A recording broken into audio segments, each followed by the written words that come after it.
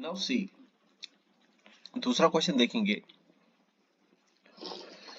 दूसरा क्वेश्चन है मेरे पास कि और ये जो क्वेश्चन है ना, ये मोस्ट इंपॉर्टेंट क्वेश्चन है जो मैं अब कराने जा रहा हूँ ना, that will be our most important question from unbiasedness and consistency topic कि show that show that in estimating sigma from normal distribution with mean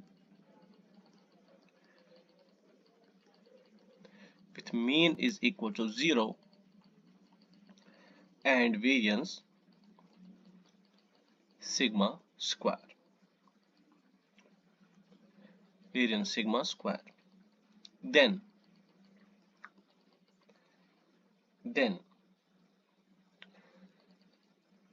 estimates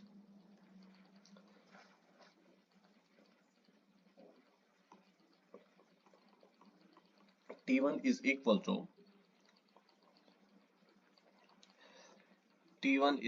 to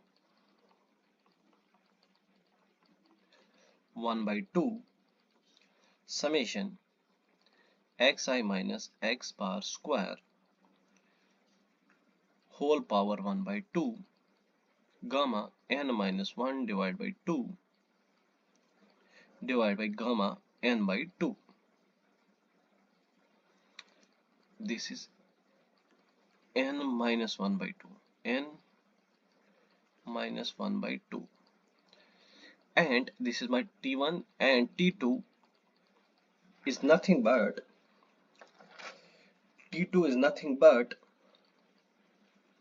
C summation mod of xi.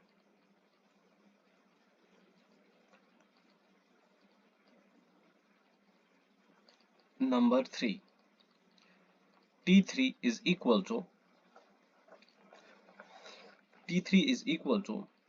1 by 2 summation xi square raised power 1 by 2 gamma n by 2 divided by gamma n plus 1 divided by 2.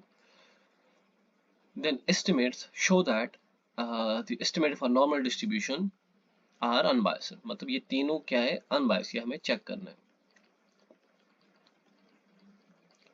are unbiased estimators. मतलब क्या करना है इसमें, simply आपको expected value of T1, T2, T3 निकालना है. वो किसके बराबर आना चाहिए, ये आएगा, ये किसके बराबर आएगा, सिग्मा के बराबर, और ये सिग्मा के बराबर, ये भी सिग्मा के बराबर, क्योंकि 1 by 2 है ना, तो इस पे पूरे पे रूट है. ठीक है, ये आपको चेक करना है कि these will be my unbiased estimators. तो सी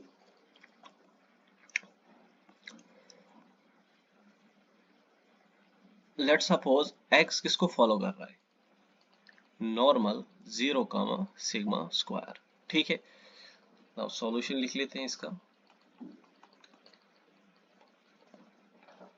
x follows normal sigma 0 sigma square. तो यहां से let suppose a function mu which is nothing but summation xi square upon sigma square, ये किसको फॉलो करेगा, this will follow chi square n.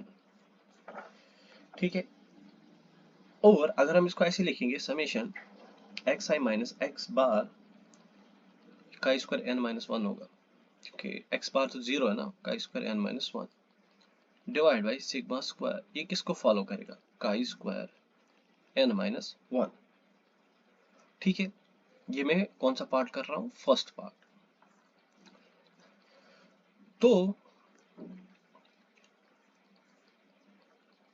तो अगर मैं यहां से लिखूं, this my let suppose this is my w, तो यहां से मैं लिखूं w sigma square is equal to summation x i minus x bar square. ये किसको फॉलो करता है? Chi square n minus one. Clear है? नाउ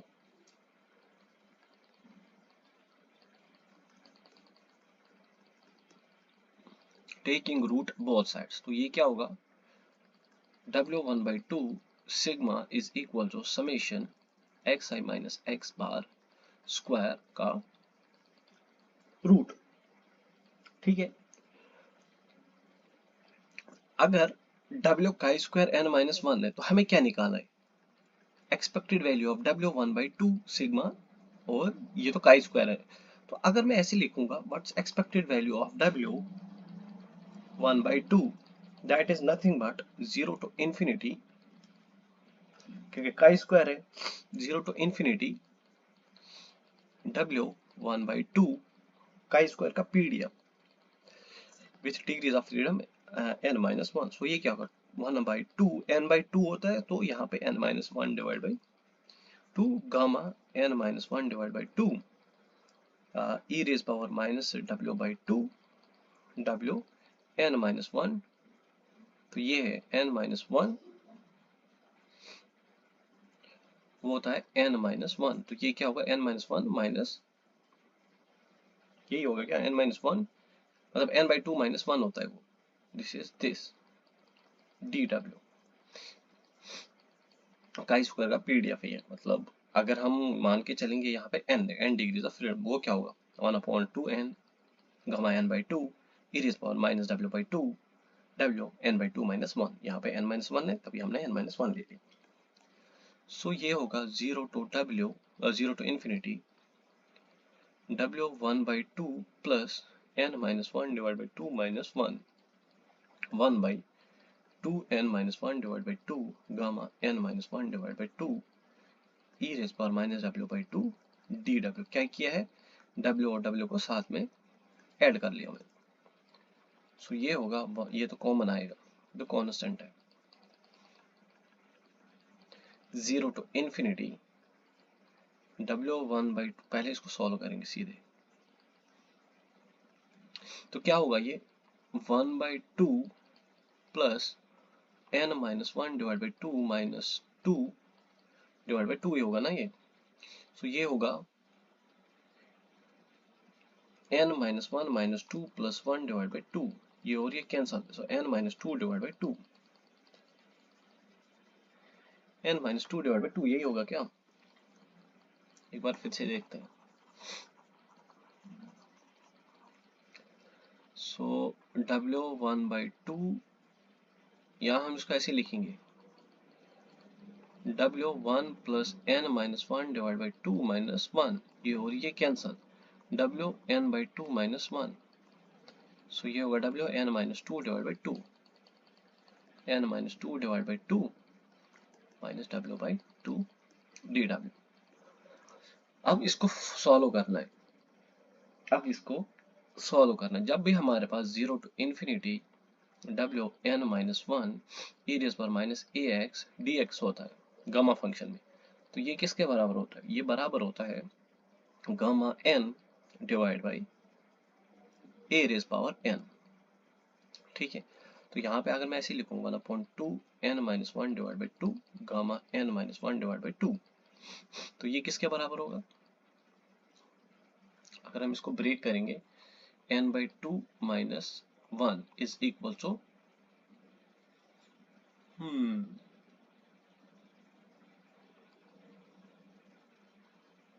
तो n/2 आ रहा है इधर,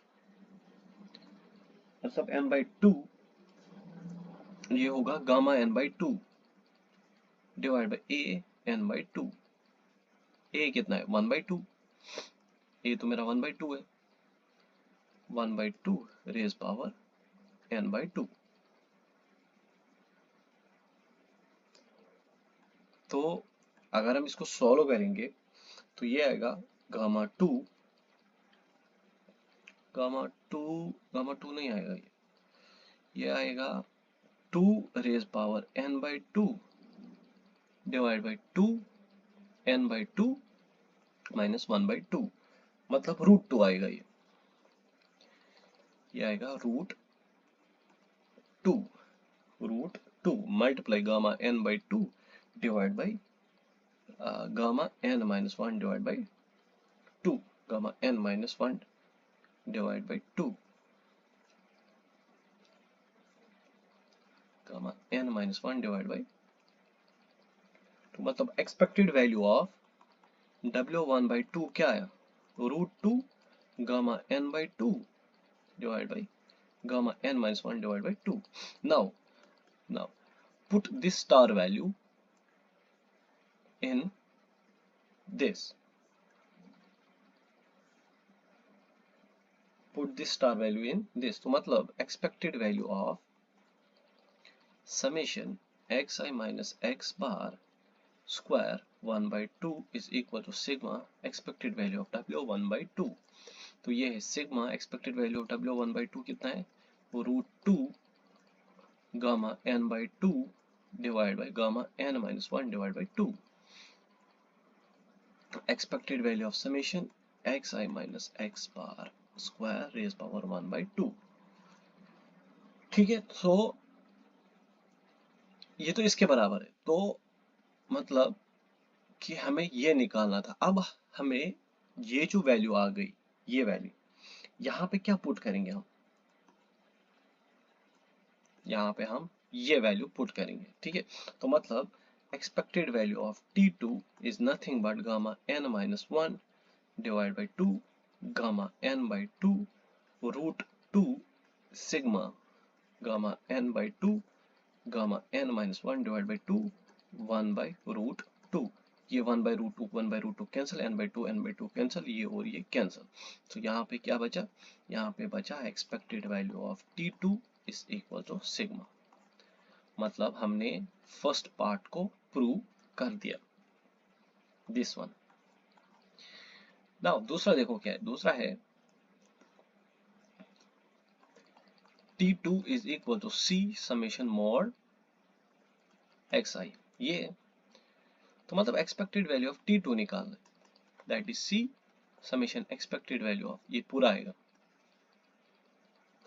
expected value of summation mod xi, और ये होगा बराबर जब x फॉलो कर रहा है नॉर्मल 0 कमा, सो expected value of mod x जो होगा यहाँ पे वो होता है बराबर 2 बाई पाई सिग्मा, या पाई बाई 2 सिग्मा और 2 बाई पाई सिग्मा. इसको कंफर्म करना पड़ेगा. पाई बाई सिग्मा होता है कि 2 मतलब 2 बाई पाई होता है कि पाई बाई सिग्मा होता है. Let me confirm this.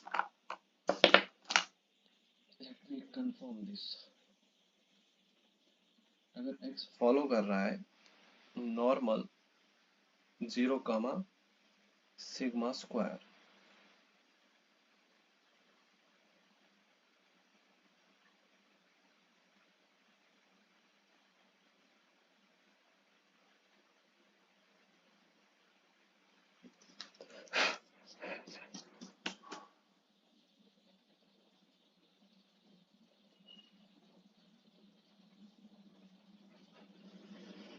To by pi sigma होता है. ठीक है, मतलब C into 2 by pi sigma. See ये कब अनबायस्ड एस्टिमेटर होगा, T2 will be unbiased estimator if C is equal to under root pi by 2. मतलब अगर C की वैल्यू गिवन है तब ये होगा T2 will be my unbiased estimator of sigma. अब देखो कहाँ गए क्वेश्चन,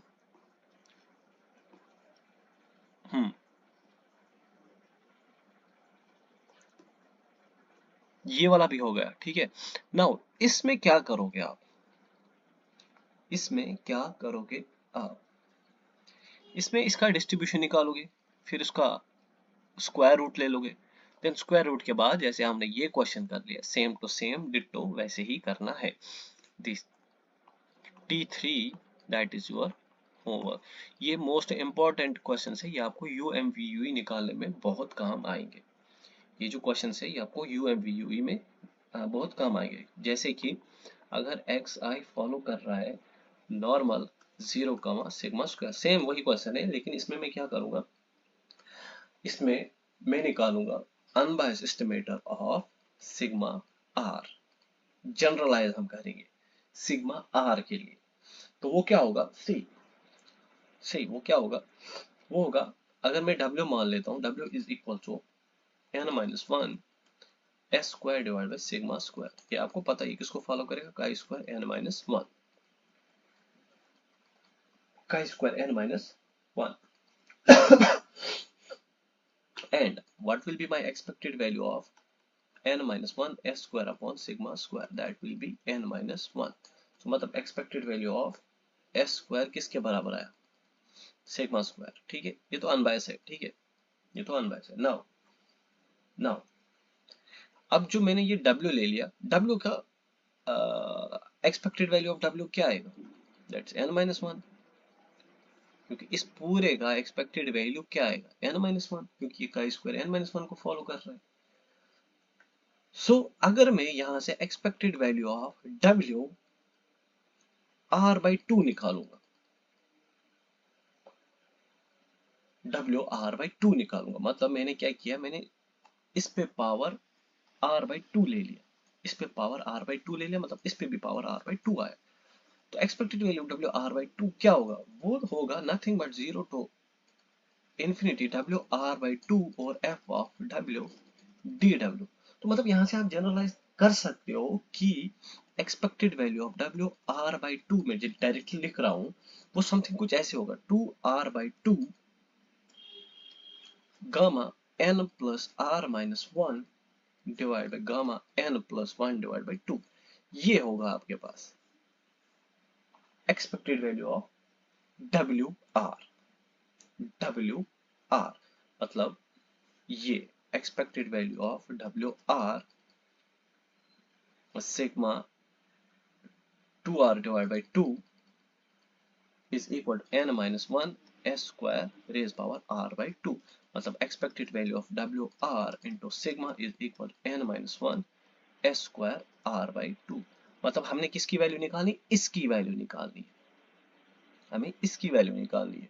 सो वही तो मैंने लिख लिया यहाँ पे WR/2 is equal to this। ठीक है, WR/2 is equal to this, जो यहाँ पे बचेगा देन वो होगा अनबायस्ड एस्टिमेटर। ये आपको निकालना, ये आपको काम आएगा UMVUE निकालने में, right?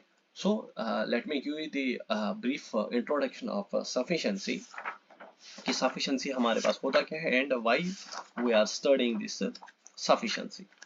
ठीक है, हम sufficiency क्यों पढ़े और कैसे निकालते हैं sufficiency, ओवरव्यू है। नेक्स्ट लेक्चर में हम इसके बारे में पूरा डिटेल में जानेंगे कैसे sufficient estimator निकालते हैं and कैसे हम एक एस्टिमेटर को sufficient बोलते हैं। ठीक है, sufficiency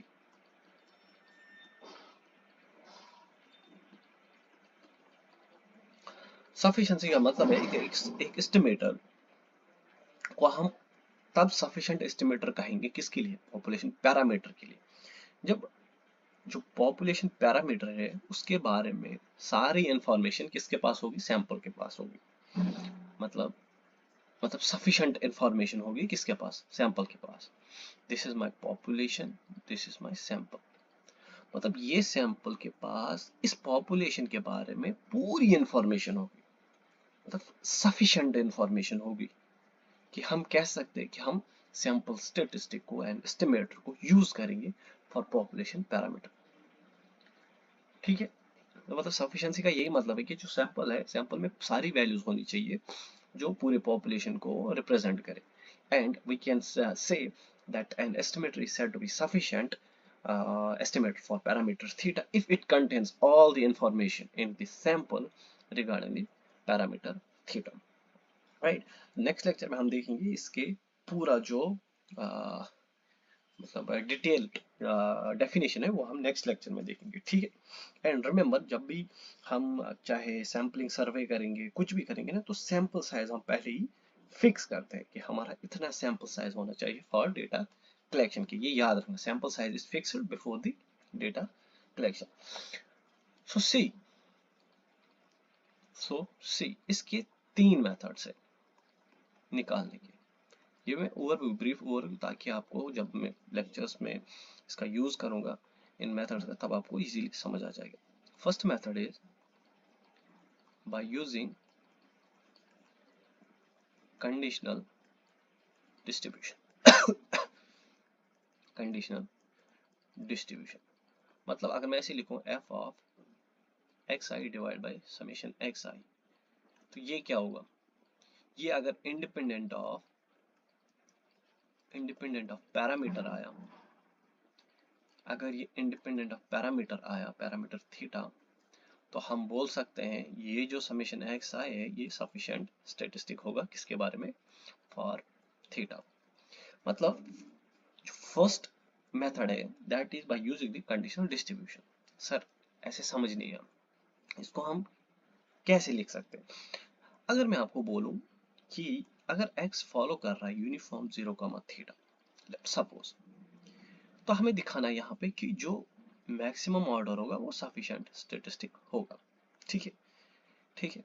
आपको पता है इसका पीडीएफ क्या होगा, f of x is equal to 1 by theta जब x is between 0 to theta. यह है इसका पीडीएफ.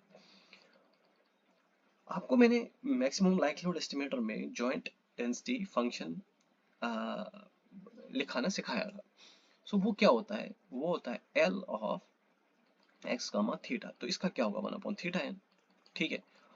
अब कंडीशनल कैसे लेना है, f ऑफ